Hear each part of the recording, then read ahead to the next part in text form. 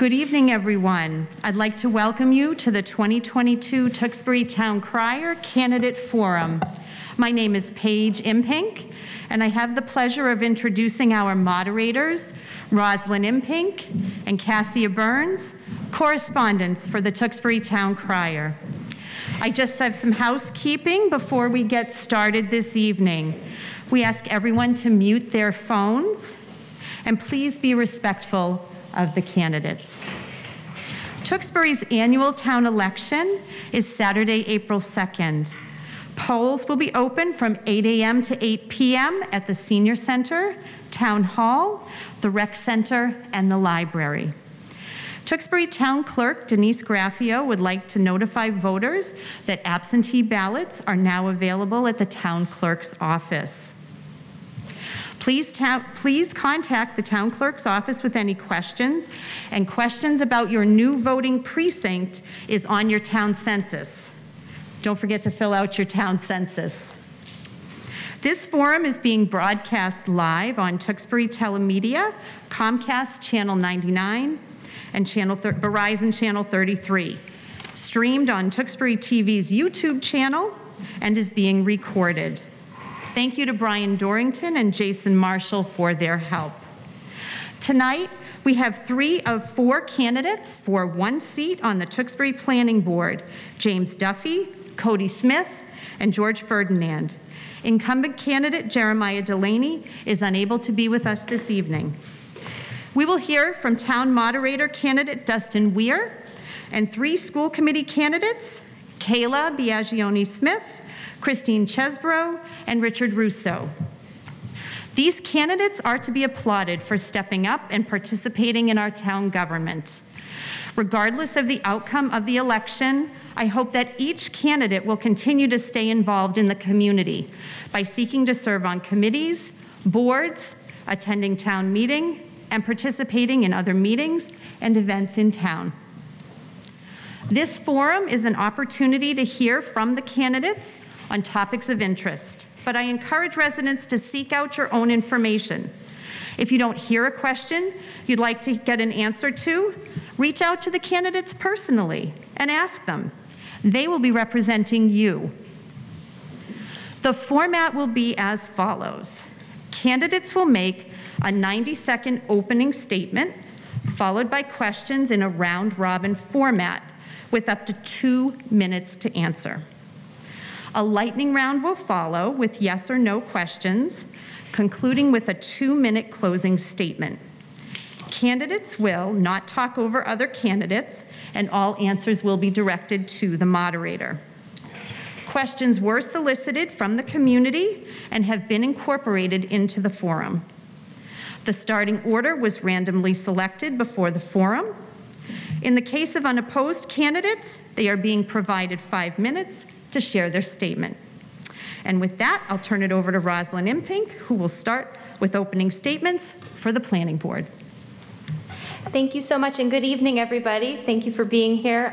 We're so excited to dig into some issues and think about the future of our community. So we drew cards for opening statements, and George Ferdinand will go first. You have 1 minute and a half, so 90 seconds on the clock.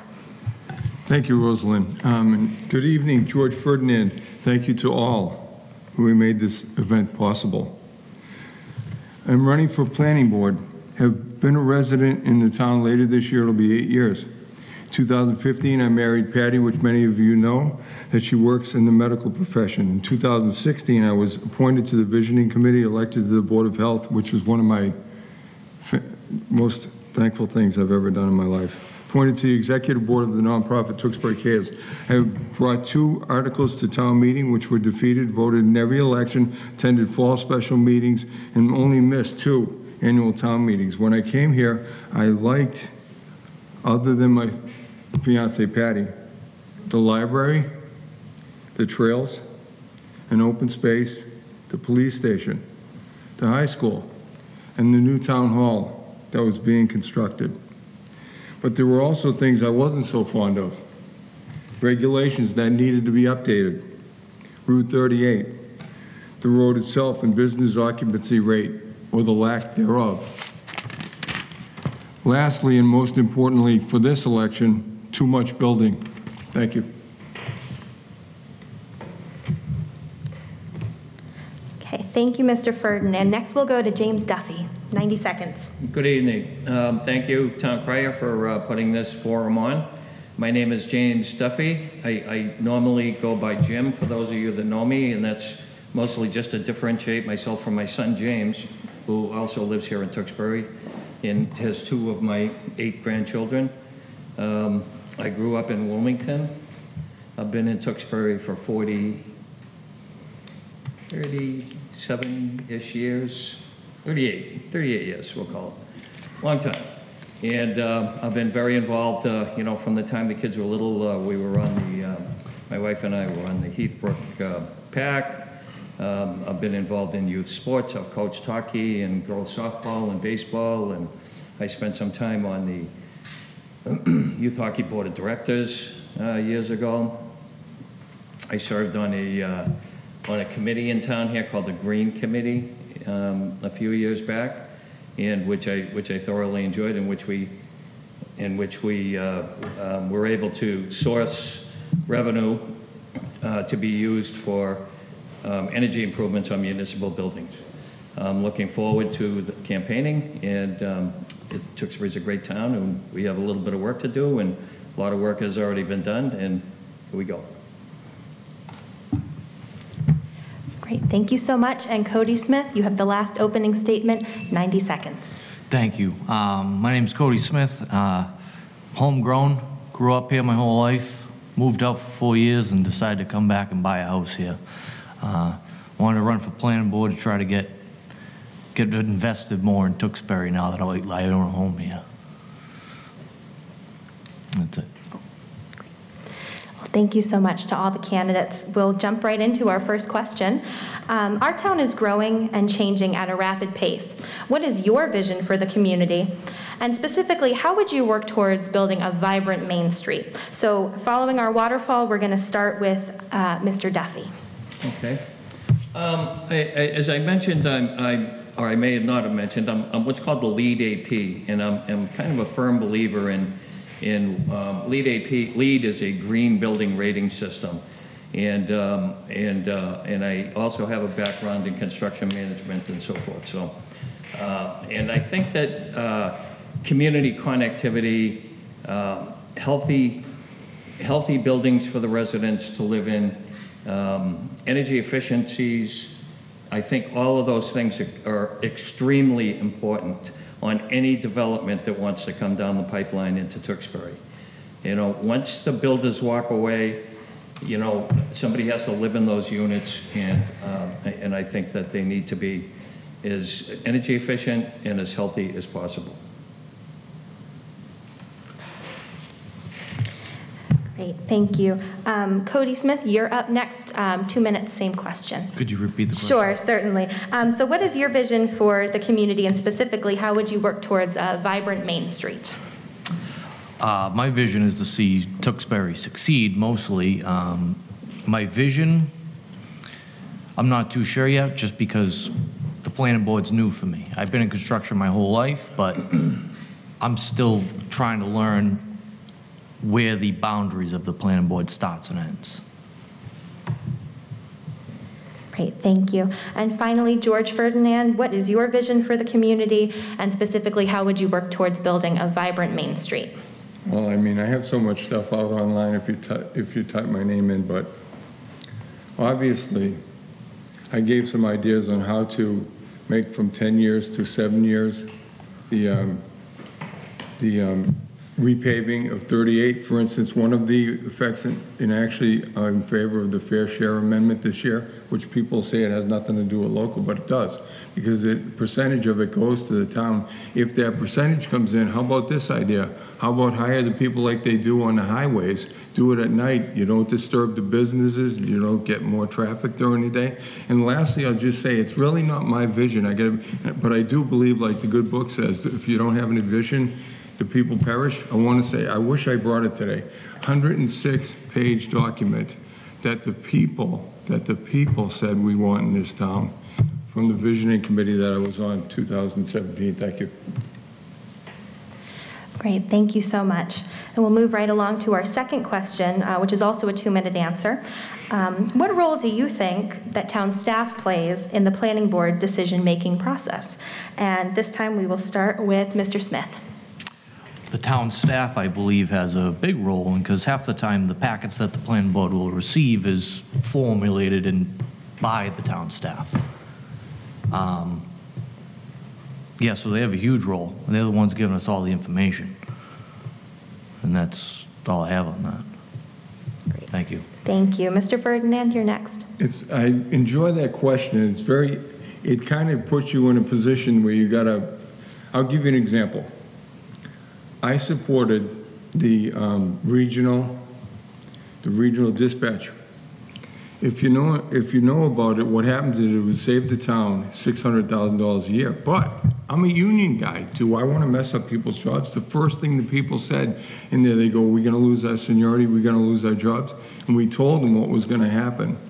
And it worked out, okay? So it's difficult. I will say this. I will be one of the only people that think in the back of my mind some of these things that occur may affect people's lives that have town jobs.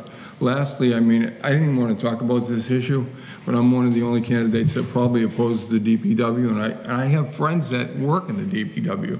So these positions here behind this is not for the faint of heart. You're not going to make friends. If anything, you're going to get people agitated. Think about, thank you for asking that question. Okay, thank you, Mr. Ferdinand. And finally, Mr. Duffy, what role do you think town staff plays in the planning board decision-making process? So, based on my experience when I was on the Green Committee, there was a constant interaction with the committee and the town staff. As far as like sourcing grants, you know, as the people on the planning board aren't going to be sitting down and doing grant writing. There's people in the town that are more expertise at that. So, to make it happen, it's going to take a village here, and there's a lot of good staff here, and I will definitely utilize whoever I need to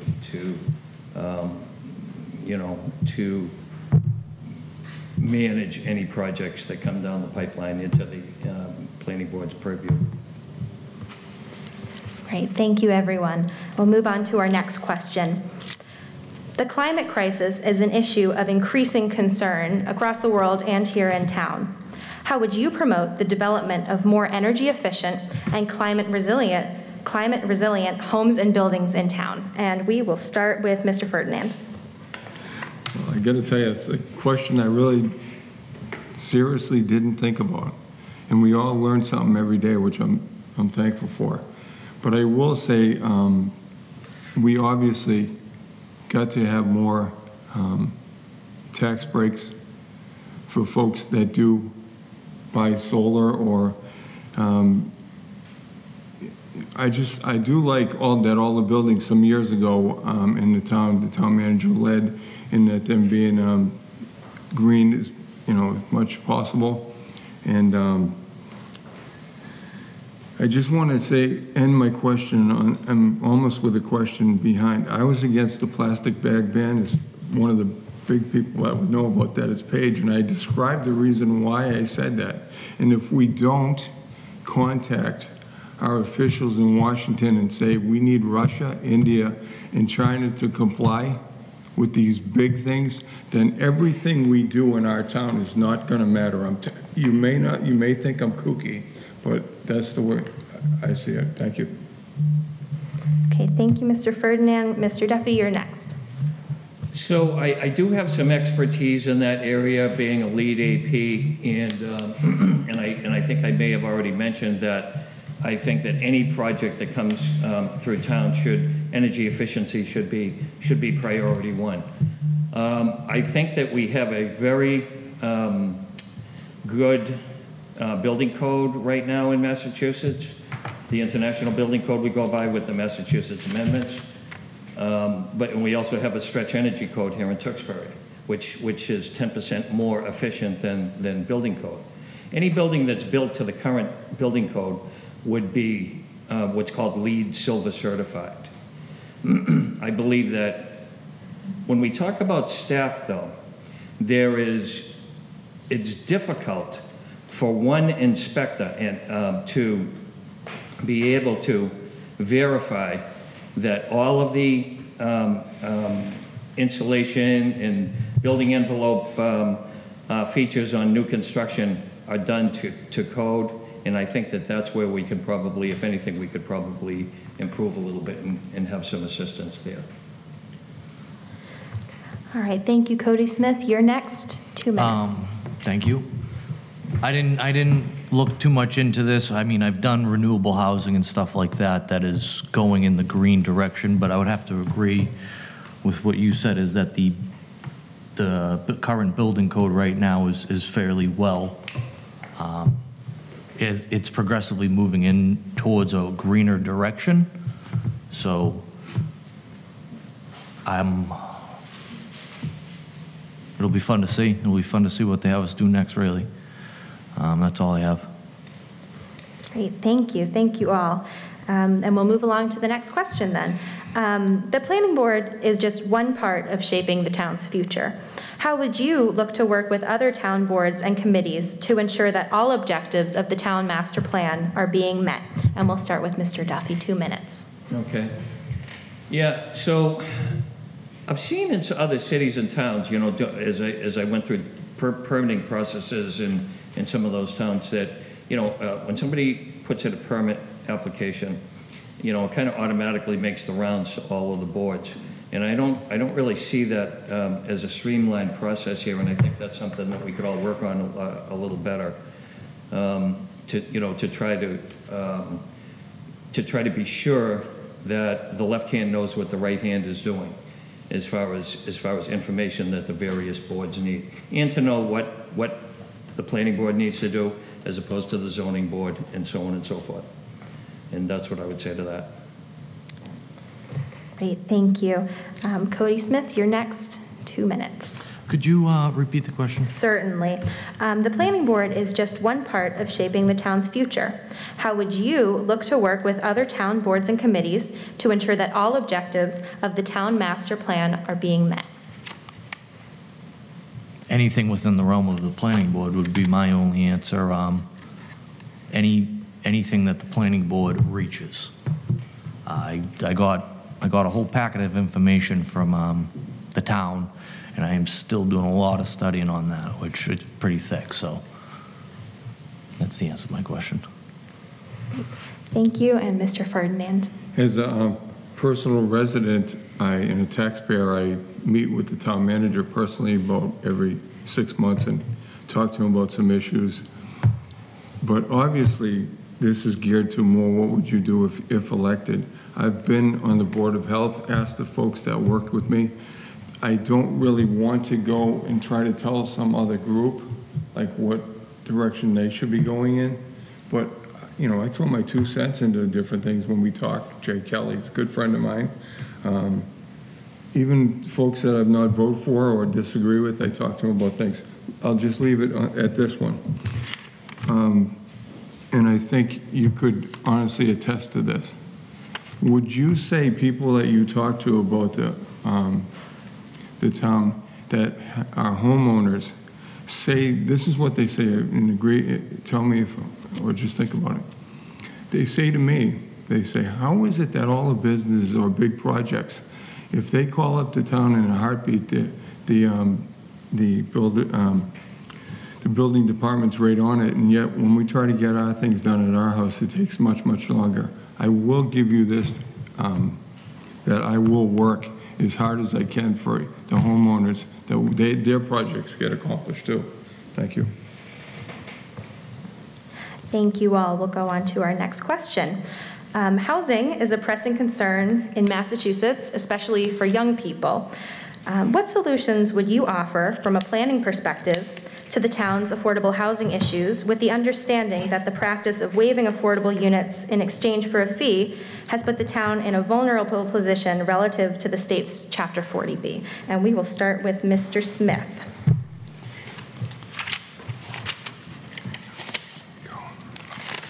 Well, I see a big issue with it so far because as long as we are under the required percentage that we need for affordable housing, we are at the mercy of the state. So I don't think that if we're ever under that percentage, we should be allowing in fee of lieu of.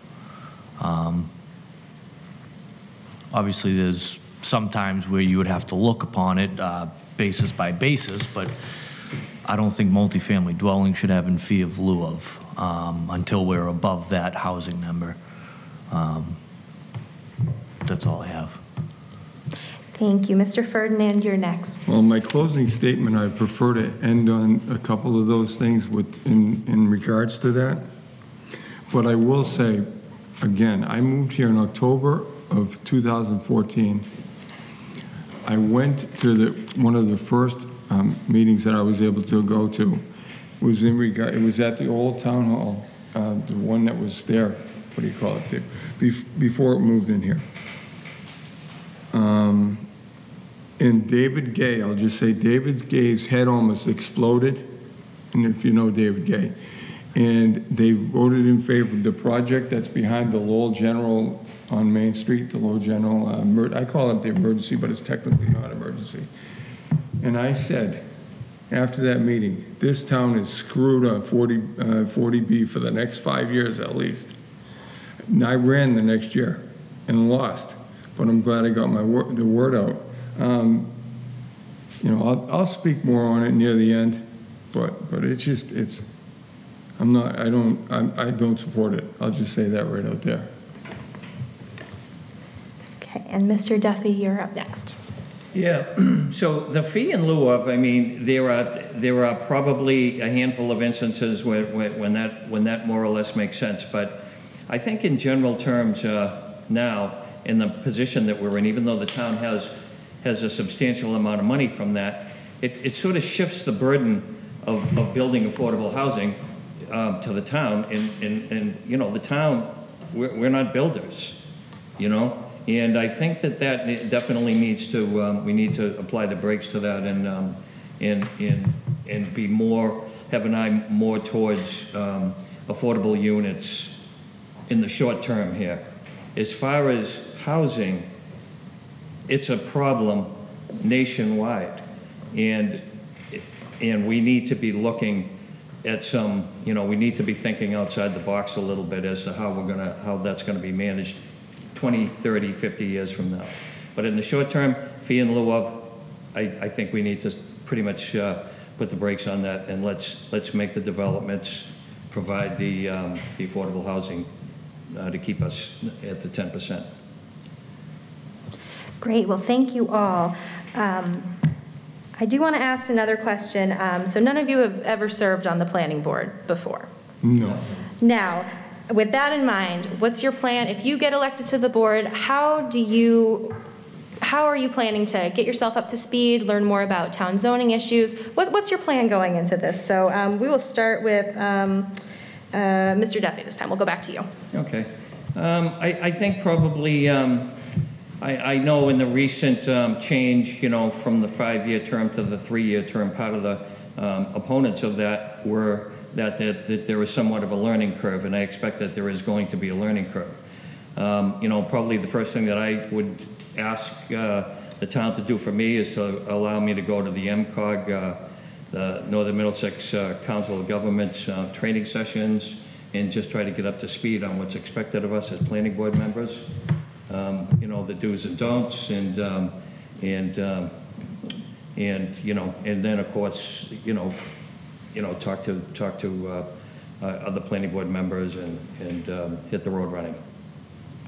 Thank you, Mr. Smith. For a long time in my life, I've always learned well by trial by fire. Throw myself right in there and learn fast. To where it's gotten me today, I've done pretty well with it. That's probably how it'll have to be, because now that it's 3-year terms, I'd have to learn within my first year. And like he said, was learn from the other members of the planning board that are currently on there. Try to find the do's and don'ts, and then talk to other staff members. That's it for me. Great. Thank you, and Mr. Ferdinand. And by experience, all I can say is you find by fire you don't please everybody on a vote or the way you did it, and you find out something later on that would have helped you at that time. I will say, though, when the Board of Health, my director and the inspectors helped me a lot. The other members, each one brings something to the table. The lawyer, John helped with the documents and stuff. But I would pick the brains of especially Eric because of his full-time job. And obviously the other members in the building department and probably Steve Sadwick a lot because he was the first person I talked to about many things in the economic development that department too. Thank you. Great, well, thank you all. And that concludes our regular question section. We will now move into my favorite part, the lightning round. But you don't have to answer with great speed, just a little bit of speed. I am going to hold you all to one-word answers, so no explanations, just one word. Please don't be scared. It'll be fine. But we'll get started with our first question. Is infrastructure an asset or a liability to the town? And we will start with Mr. Ferdinand. So one word, please. Backbone. Is it an asset or a liability? Asset. Asset, okay. And Mr. Duffy. Asset. And Mr. Smith. Asset. Okay. Thank you all. All right. Have you read? You'll get a two-word answer here. Have you read the revised zoning bylaw to be voted on at town meeting? And do you support the revised zoning bylaw? So that's a two-part question. And we will start with Mr. Duffy. Yes. Yes on both? Yes. Okay, thank you. Mr. Smith? I skimmed it, if that's an answer. Sure. And then, yes, I would support it. Thank you. And Mr. Ferdinand? Yes and yes. Great. Thank you. Do you favor growth or stability in town? And we'll start with Mr. Smith. Both? No? Pick one. That's too hard. I say stability for now. Okay, thank you. Mr. Ferdinand? I want to say occupancy, but I'll say the first one, growth. Growth, okay. And Mr. Duffy? I think growth. Growth is inevitable. Thank you. I know, tricky questions, but thinking on your feet. Many communities across the state have created design review boards in their communities outside of the planning board, sometimes including members of the planning board, to create guidelines for the look and feel of their communities and to approve different projects based on exterior design standards. Would you support the creation of a design review board in Tewksbury? And we will start with Mr. Ferdinand. I have to ask, obviously, does it cost the town something to begin with? If it does, I would say no right now, no. Okay. You can use all the knowledge that so many other people have. Thank you. Thank you. Mr. Duffy? I would say no as well. I think that would be a certain redundancy to that. Okay, thank you. And Mr. Smith? I don't think it's a bad idea. I'd lean more towards yes. All right, thank you. Well, those are all the lightning round questions I had. I hope that wasn't too difficult. And I think we can move into our closing statements now. So you'll each have 2 minutes to deliver your closing. We're going in reverse order from our initial opening statements. And we will start with Mr. Smith, 2 minutes on the clock. For closing? For closing. Okay. Well, I don't know what to say here. I'm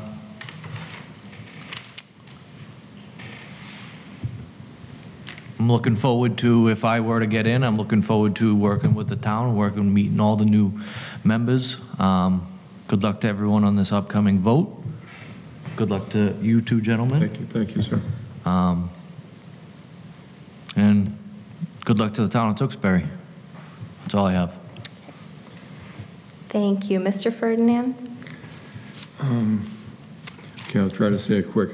Supported the regional dispatch center, the fire station, the new school, interaction recovery, the town center development, cannabis cultivation, manufacturing, research, and development, the billboards on Route 38 and 495, tattoo parlors, and diversity on all the appointed boards, but have opposed changing the town mascot, some of the smoking regulations, cannabis dispensary, changing the council on aging, the plastic bag ban, changing the speed limit near schools, the governor's housing bill, made town meeting zoning changes passed from 2/3 vote to a simple majority. Lastly, the large fee in lieu of projects that threw the number out of whack. Why did I ask this? Because not only as a taxpayer, I think we should know where all the candidates stand. In closing, I want to make some things very clear. Obviously, I will review each proposal with respect and without bias. I look forward, if elected, to reviewing and supporting individual projects, business projects on Route 38. I will look for review and support of mixed-use proposals like the Market Basket Stadium project that have occupancy agreements already included, and we'll do everything I can to help individual homeowners make their projects complete. But what I will not look forward to as much, but will give ample effort, is to mixed-use proposals that don't already include occupancy agreements, projects over 2 stories high, and any project that includes a fee of lieu, and review them and render my decision. If you want to vote for what we have already or another candidate, you have that right. But if you want a straight shooter and you like what I have to say, remember George Ferdinand for Planning Board, April 2nd. Thank you. Thank you, Mr. Ferdinand. And finally, Mr. Duffy, your closing. You have 2 minutes. Thank you. I have lived in Tewksbury for about 40 years, as I mentioned. I've raised my children here. My 2 sons graduated from Tewksbury High School. My daughter went up through the 8th grade here. I have 4 grandchildren living in town here. Pretty much retired now, and I have the opportunity to give back to a community that's been just wonderful for many, many years to me and my family. I think I bring a lot of, I think I bring a skill set to the planning board that's a little unique. I want to bring a little green to the planning board. I have a lot of people that I've had discussions with out there. I think that the residents maybe have not been heard as much as they may have liked to have been in some recent projects. And I think that there should be a little bit more of a forum for them and a little bit more of a sounding board, and hopefully I can be that guy. Tewksbury is a great town, and I'm ready to go to work, and appreciate your vote. Thank you. Well, thank you to all our candidates. Thank you to our audience members and our community members who submitted questions. It's been so great to hear from all of you, and we look forward to the rest of the campaign. Yes, thank you very much, candidates. Again, James Duffy, Cody Smith, George Ferdinand, Planning Board, April 2nd. Thank you, everyone. Thank you.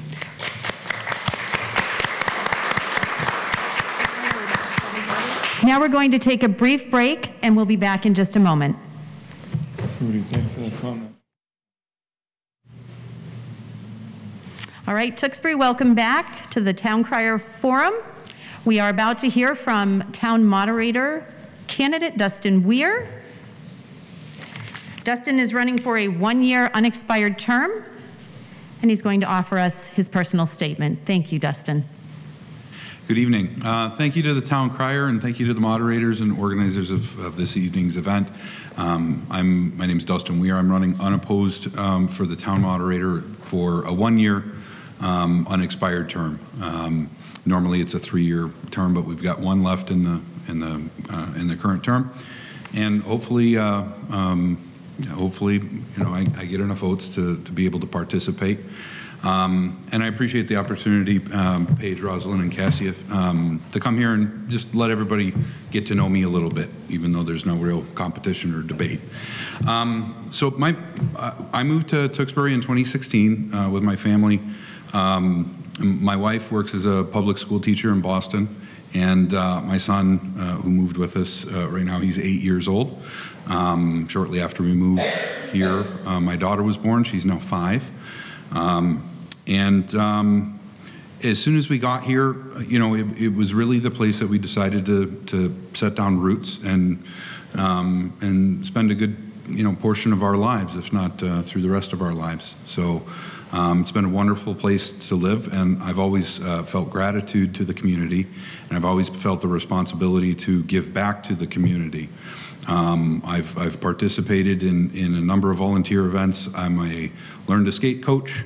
I've done some work at the food bank, although there's not much time for that anymore. I volunteered on the general bylaw committee. I'm an election worker for the past couple of years. I've been working in Precinct 1A for that. And I'm also a member of the Medical Reserve Corps, which is a kind of a, we've run, you know, vaccine drives, blood drives, community health events, and things like that. You know, I'm an Eagle Scout, so participating in your community is always really important. And so this is an extension of that. I think running for town moderator in particular suits me quite well.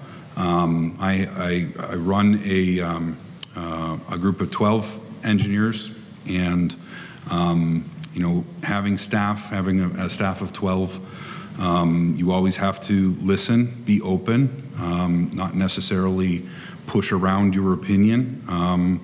Sometimes you have to just sit back and moderate the conversation. So I think I do that quite well with those guys.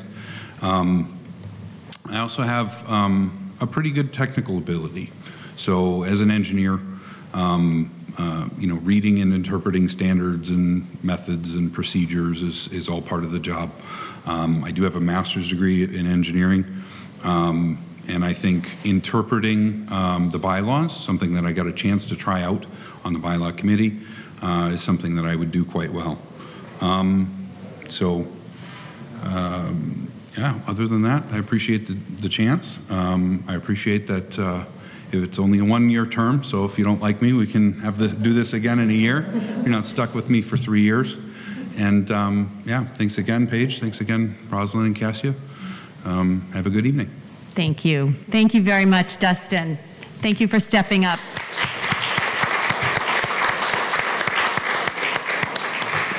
And we'll be right back with the school committee.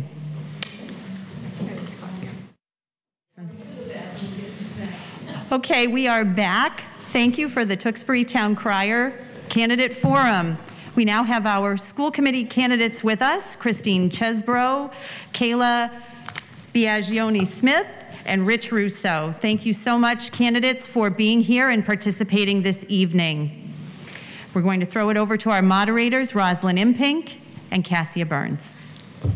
Thank you so much, and thank you all for being here. We're so excited to see so many candidates and to see so many community members out here to discuss the issues and the upcoming election.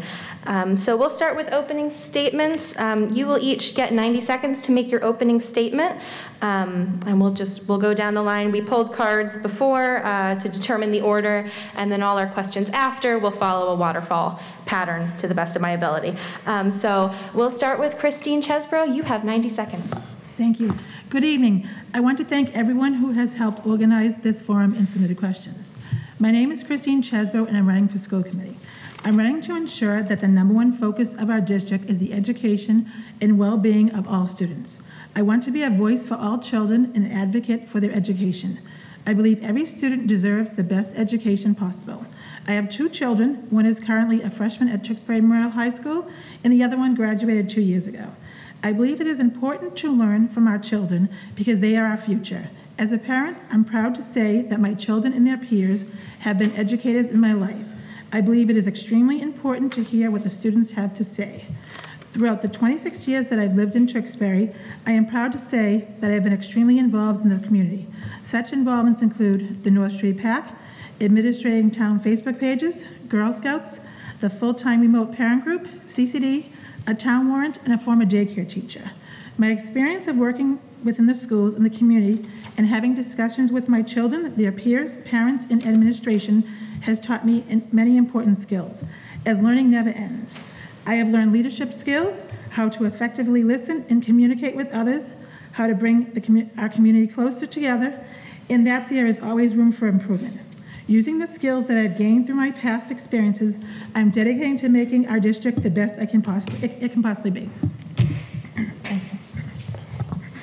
Thank you. Next, we will go to Kayla Biagioni-Smith. Thank you so much. So, good evening. I definitely want to start by also thanking everyone who's here tonight, those who are watching from home, submitting questions. Rosalind, Cassia, thank you for moderating and pulling the questions together, and Paige for the town crier and hosting the forum. For those of you who don't know me, my name is Kayla Biagioni-Smith, and I'm running for school committee. And I'm running because I really, truly believe that I am the best person to sit in that seat. I can tell you that I can bring a broad, diverse, new perspective to the school committee by representing a diverse group of stakeholders, from our parents and our community members, our teachers, our staff, and honestly, most importantly, our students and our kids. I definitely want to share a quote that I heard at the Massachusetts Conference for Women a few years back that has stuck with me, and you'll know why in a second. Anything that is ultimately worthwhile initially scared me to death. And I can tell you that I'm shaking, and the butterflies in my stomach make me know that this is going to be worthwhile and this is going to be important. It's important to sit here, it's important to be here, it's important to ask questions, and that is why I'm here, to listen to your questions, to bring your thoughts and your concerns back to the table. My husband and I have lived in this community for the last 11 years and have raised our two girls, Emma and Nora, here, and they've attended Tewksbury Public Schools and have loved every minute. I am grateful to be here and have this opportunity to answer your questions. Thank you. Thank you. And Rich Russo, you have 90 seconds. Thank you. Thank you to Ms. Impink, Ms. Burns, and the town crier. And thank you to the residents who have submitted questions. And lastly, I'd just like to wish my fellow candidates the best of luck on the upcoming election. My name is Rich Russo, and I'm running for Tewksbury School Committee. I've lived here since 1985. I'm a product of our Tewksbury Public School System, the class of 1998. I'm the parent of 3 children in the school district. Noah and Grace are sophomores at the high school, and Zachary is a freshman at the high school. My wife, Wendy, is also a long-term resident of Tewksbury. We chose to stay in this town because it's a real sense of community. I'm actively involved in this community.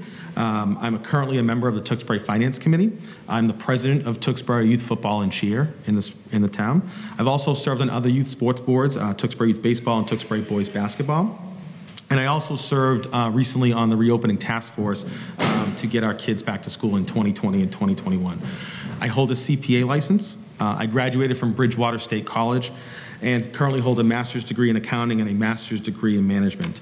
I'm currently the CFO and CEO of my company. It's a manufacturing med device company, and truly believe that I can bring a unique perspective to the school committee, both from a leadership perspective as well as a finance skill set. Being the CEO of my company, I'm very strategic and visionary, and executing and delivering results is something that I do on a day-to-day basis. Thank you. Great, thank you all, and we will hear again from the candidates in their closing statement at the end of the night. But for now, let's kick off with our questions. So, the new elementary school building is incorporating some of the newest security technology and design for student safety. How do you feel about the status of school safety in the district's older buildings? And we will start with Mrs. Biagioni-Smith. Thank you.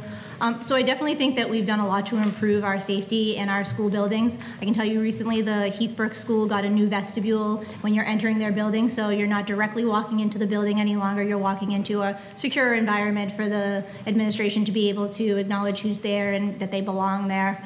I think that there's probably some gaps that could be filled with our tech safety as well as our building security as well, to make sure that all of our students are safe from the kindergarten and the elementary schools all the way up through our high schools, to ensure that they're all having a consistent and similar approach to how they look at safety at the schools, regardless of the age bracket or the tenure of the school or the age of the school building itself.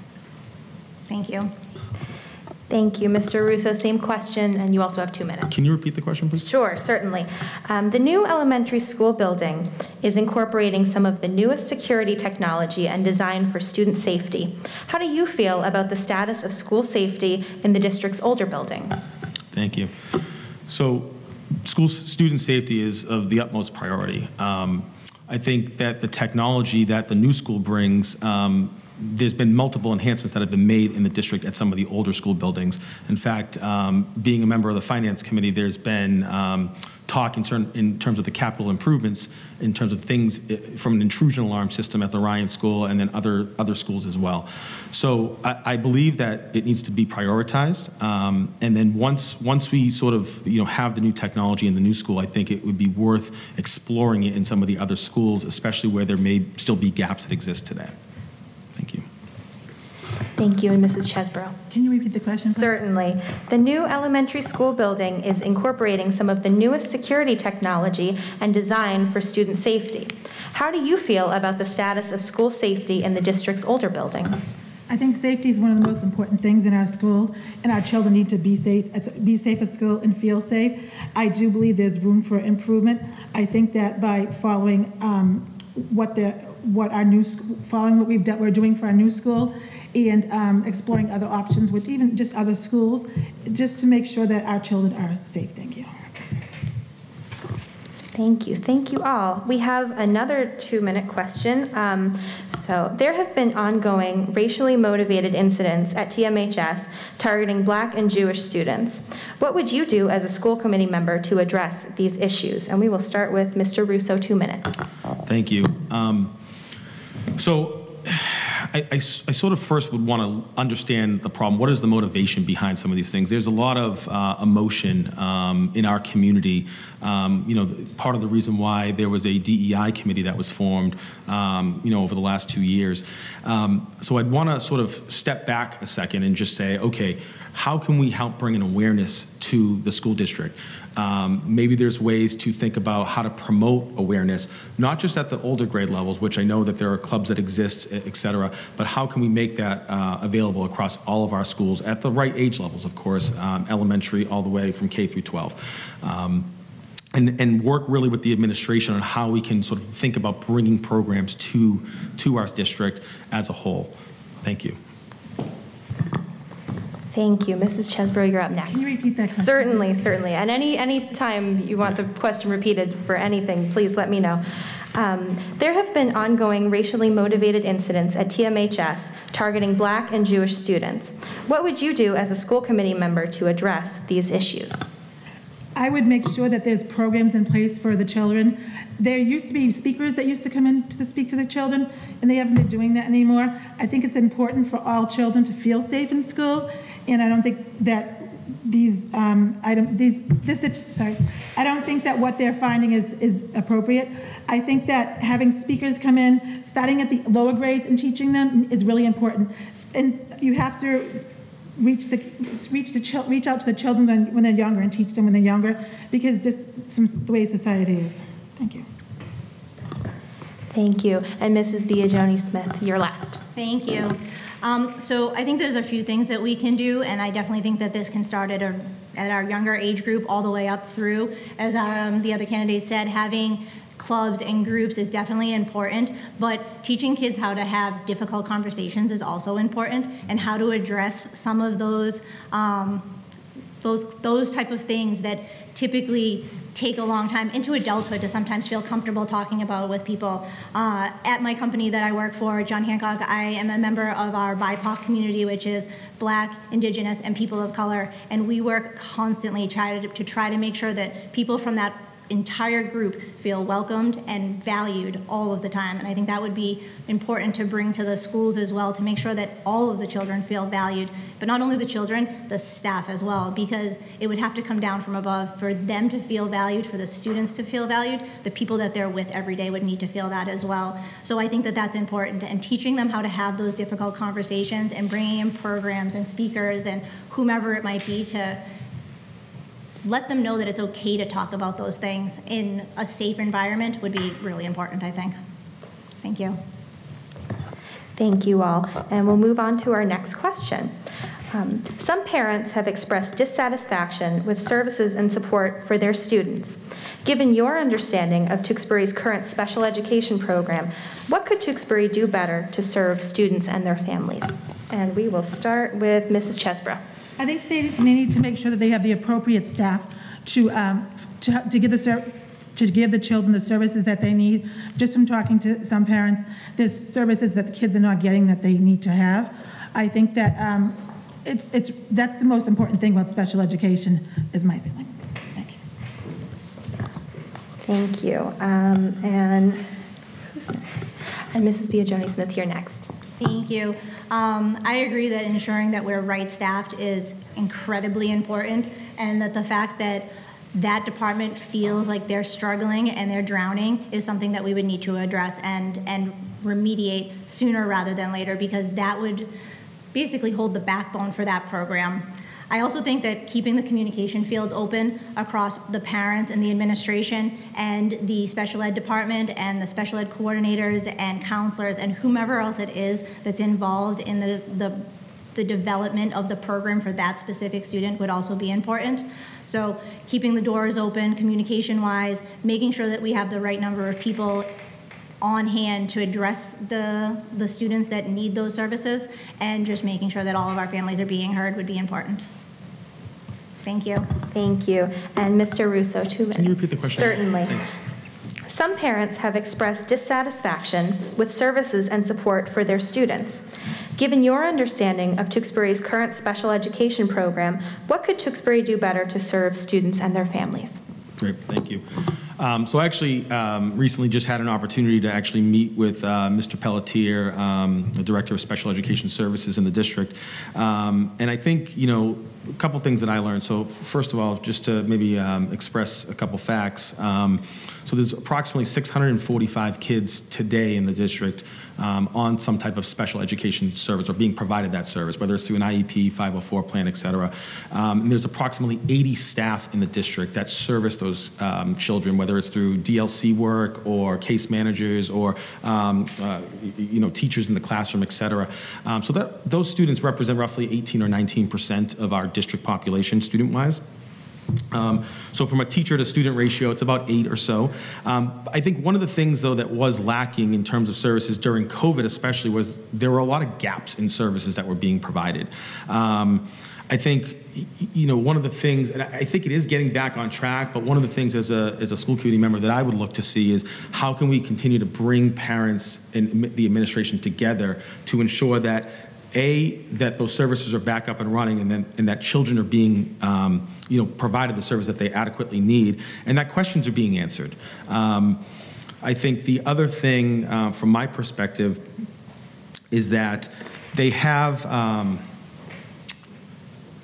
There's an aspect of it where we're going to see from the experience of not being in the classroom for almost 2 years, right? Where in terms of having a normal school year, there are kids in the 3rd grade today, let's say, for example, that missed out on really some of those critical years, 1st and 2nd grade, you know, reading, writing, spelling, phonetics, things where parents are concerned. They want to make sure that their children are being brought up to the age level and to the grade level that they are in.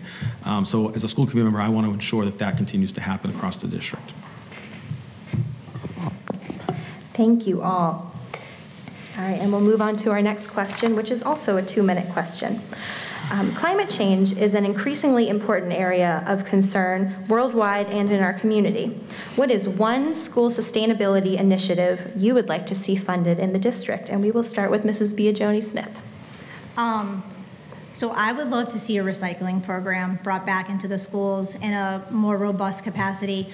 Working in the schools in the PACs, I can tell you that we would bring in mail and flyers and paper constantly, and there is not a formal recycling program that happens in the schools, at least at the lower level that I know of. The PACs used to have a green team that would go around and recycle things at the end of the day and do their part to try to make a change and limit the footprint, but I would love to see something more formal brought back into the schools and shared across the district to be able to teach the kids the importance of recycling. We do it as adults. We do it every week when we put out our trash. We do it every day when we're separating our things at home, and I would love to see that happen more in the schools with the effort to try to limit paper in general. Teaching them about the importance of recycling, I think, would be great. There's also one other thing that I think would be amazing, and using the gardens that are being put in place at our new center school to teach kids about that and ensure that their gardening program is up and running in the next few years when that school gets going. So, thank you. Thank you. Mr. Russo, you have 2 minutes. Thank you. So I know that they, at least when my kids were younger, I know that they used to have a green club and a recycling club in the Ryan School to bring and promote awareness.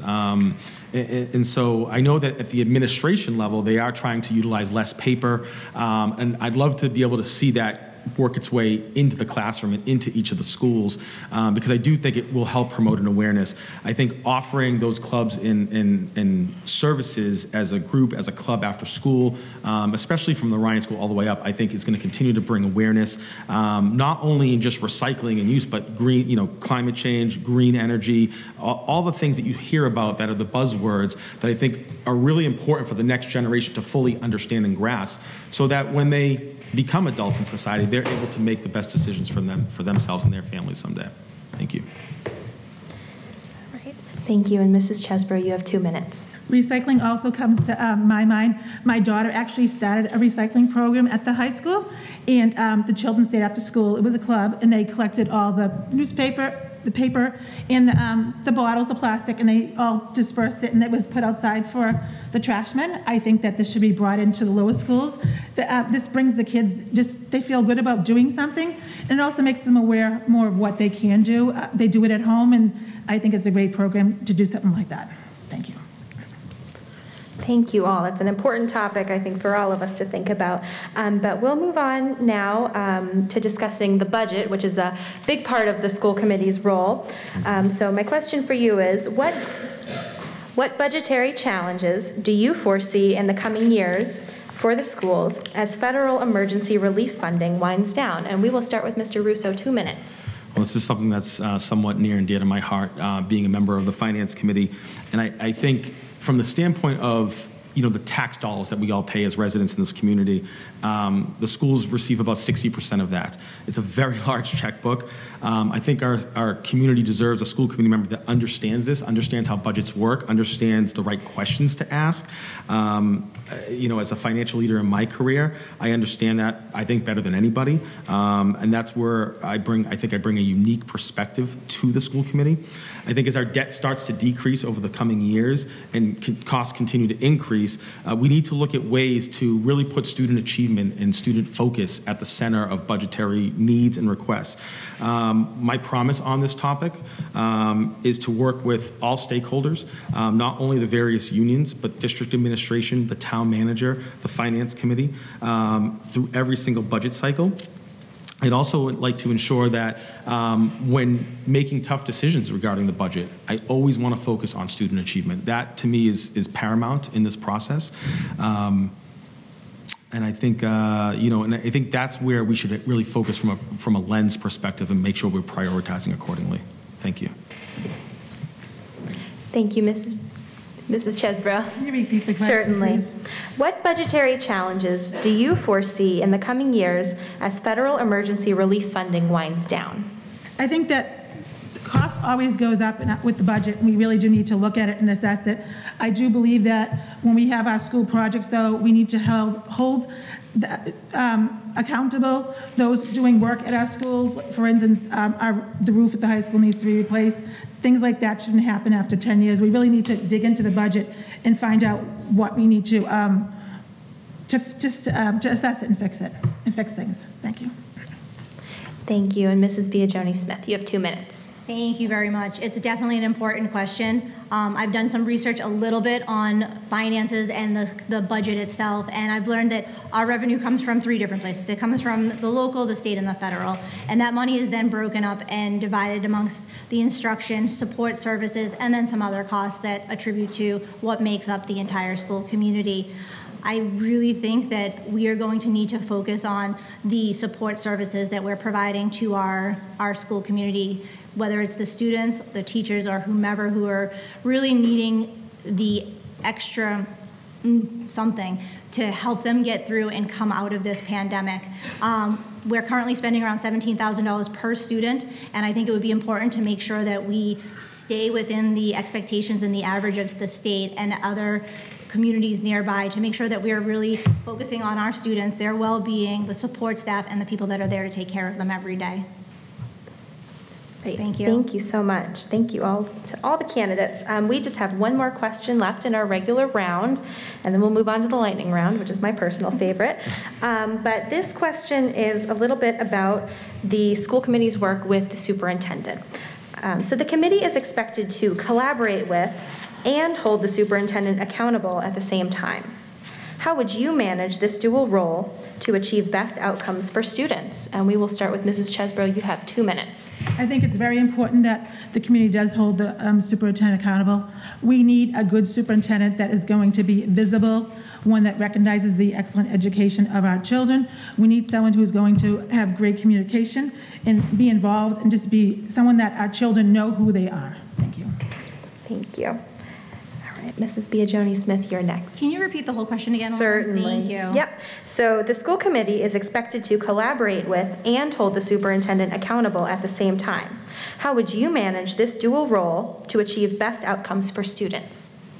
Okay, so I think that this upcoming superintendent hiring process is one that is one of the most important things our school committee is going to face coming into the next term. The group that comes in is going to be in charge of making sure that we have the right person that's in there. And that person absolutely has to be front and center focused on communication. They need to be a good communicator with not only the people that they're working with directly, their principals, their teachers, their staff, but the entire community, because as we've learned over the past year, communication has been key. The lack of communication or the influx of communication, it's been both ends of the spectrum. We've had times where we're receiving email after email after email, and then we've had drive spells where we weren't receiving anything. And I think finding the balance, and this superintendent will need to be able to do that. I hope that the committee that comes together and reviews these applicants that are coming in are holding that as a high standard as well. I look forward to being a part of it and seeing the potential that we have to bring into this community with the new superintendent. Thank you. Thank you. And Mr. Russo, you have 2. Can you repeat that? Certainly. Sorry, thank you. Yep, the school committee is expected to collaborate with and hold the superintendent accountable at the same time. How would you manage this dual role to achieve best outcomes for students? So I think, to Kayla's point, I think the relationship between the school committee and the superintendent is one that's constantly evolving to me. It's one that has to be of collaboration, of thought leadership. I think the school committee needs to have a good rapport with the superintendent and are constantly providing feedback and evaluation to that individual. As Kayla mentioned again as well, there's the search committee is being formed as we speak. And so to me, some of the key attributes for this individual, we're going to see a number of applications, a number of interviews, a lot of time is going to be dedicated to this process. And me personally, what I would be looking for is someone that has a proven track record throughout the education system and working knowledge of Massachusetts frameworks to help really move our district forward. I think we want someone that has answers to tough problems and can evolve and adapt in different situations. Really strong communication skills, someone that really operates transparently with not only the school committee but all stakeholders across the district. They have the ability to collaborate and decision make and delegate. And there's also someone that's in the schools. So that's critical. You need to be in the schools and develop those rapports and those relationships, not just with the building principals, but with teachers at times and staff to really understand and grasp what's going on. Essentially, we're hiring the CEO of our district, someone that's going to steer the ship, so to speak, for 3,500 students and hundreds of teachers and support staff. This hire is literally the most important thing that a school committee will and can do. And that is taken very seriously from my perspective. Thank you. Thank you, and thank you all for addressing those tough but very current questions. So we'll move on to our lightning round now. You don't have to answer too fast, I promise you that, but we will be holding you to a one-word answer in, I think, most cases. But I will ask the question, and then we'll follow our waterfall order. I'll tell you who's going next, but the first thought that comes to your head, no explanation required or allowed, so just give me one word, a yes or no, depending on the question. So we'll get started then. So our first question is, do you support creating a gifted and talented program in the district? And we'll start with Mrs. Biagioni-Smith. Absolutely. Okay, Mr. Russo? Yes. Ms. Chesbrough? Yes. Great. Thank you all. That was, see, like lightning. Our next question is, do students have a right to demonstrate in school? Mr. Russo. Yes. Mrs. Chesbrough. Yes. Mrs. Biagioni-Smith. Yes. Thank you all. Now, this is a one-word, not yes or no, and some of you touched on this, but I'm asking you to name one trait that you would like to see in our next superintendent. Mrs. Chesbrough. Accountability. Mrs. Collaborative. Stole my word. Leadership. Leadership. Great. Thank you all. All right. I'm going to hold you again to a one-word answer here. And this is tricky, but whatever comes, first thing that comes to mind. What is the one most effective method of communication between the school committee and the community? And we'll start with Mrs. Biagioni-Smith. In a one-word answer? One, or two, but one thing. I think one-to-one talking. Okay. Mr. Russo? Can you say that question one more time? Certainly. What is the one most effective method of communication between the school committee and the community? Yeah, it would be in person, one-to-one, for sure. Okay. That's the most effective. Thank you. And Mrs. Chesbrough? I would say being able to just to see them, either one-on-one or on the TV that they do. Great, thank you all. And we just have one more question. And this is a little bit of a fun question that I chose. So whatever comes first to your mind, don't take it too seriously. But what is the number one most important subject for students to learn in school? And we will start with Mr. Russo. Math. Okay. Thanks. Mrs. Chesbrough? Everything? Can't pick everything, pick one. A subject, I'd have to say, honestly, financial literacy. I think that's important. Great, thank you. And finally, Mrs. Biagioni-Smith. I love science, so science. Great, well, thank you all. And those are our questions. I guess if we're ready, we can move into closing statements. And so you will all have 2 minutes to make your closing. And if you'll just let me pull up the order. We're going to go in reverse order. So we will start with Mr. Rich Russo. Thank you. 2 minutes. So thank you again for being here, everyone, and thank you for the viewers online. What convinced me to run for school committee? I've been thinking about this for about 18 months now. Serving on the reopening task force for me was such an eye-opening, rewarding experience. Being a parent representative for our district, working alongside with 24 other stakeholders across the community. And so it really opened my eyes and to want to get to work for 30,000 people. I've been a member of various youth sports organizations and really thrown myself into it to make those the best programs that they can be for the kids and the families in this community. I think the school committee coming up has a lot of work to do, not only just hiring the superintendent, which we of course just spoke about, but the budget approval process, the ongoing collective bargaining arrangements, leading the charge into the new school, making sure that we're continuing to meet students where they are given the pandemic that we're coming out of, supporting our teachers, with quality professional development, social emotional learning, the hiring of a new high school principal. There are so many things on the table, and that's why this election is critical. I think all of those things, though, really require leadership. I think that we, in the moment, are in a bit of a fractured school district. And so one of the things that I believe is really going to help us get out of that is going to be true and trusted and demonstrated leadership. When I'm elected, I want to be in the classrooms. I've already made arrangements with Superintendent Regan to be in the classrooms on April 5th, and I plan and will commit to doing that as often and as frequent as I can. On April 2nd, Rich Russo, elected for school committee. We're going to help shape and move this district forward, and not only just for the kids in there today, but really for the kids that will be walking those hallways in years to come. Thank you. Thank you, Mr. Russo. Next up is Mrs. Biagioni-Smith. So thank you again to everybody here, everybody watching, and those who submitted the questions. So I'm running for school committee because I would like to continue to bring my passion for helping to our students, our staff, and our community at large.